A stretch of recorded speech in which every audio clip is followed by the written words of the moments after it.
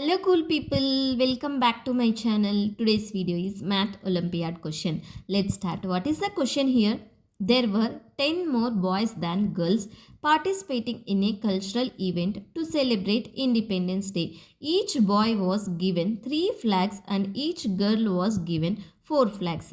A total of 156 flags were given to the children.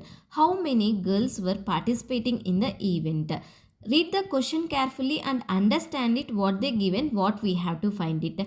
They given that there were 10 more boys than girls participating in a cultural event to celebrate Independence Day. Each boy was given 3 flags and each girl was given 4 flags. A total of 156 flags were given to the children. How many girls were participating in the event we have to find. Let's see how to solve this problem.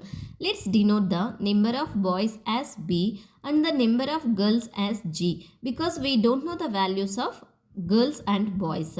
We know that in the question they given that B equals to G plus 10.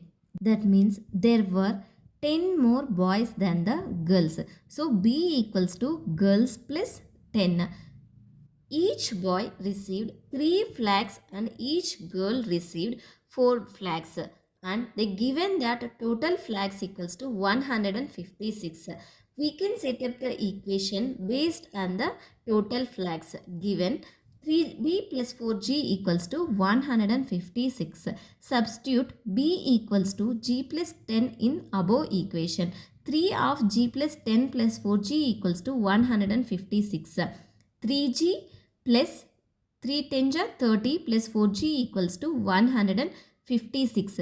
3g plus 4g equals to 7g plus 30 equals to 156. 7g equals to 156 minus 30. 7g equals to 156 minus 30 is 126. G equals to 126 divided by 7. 7 1 ja 7, 7 18 ja 126. G equals to 18. So there were 18 girls participating in the event.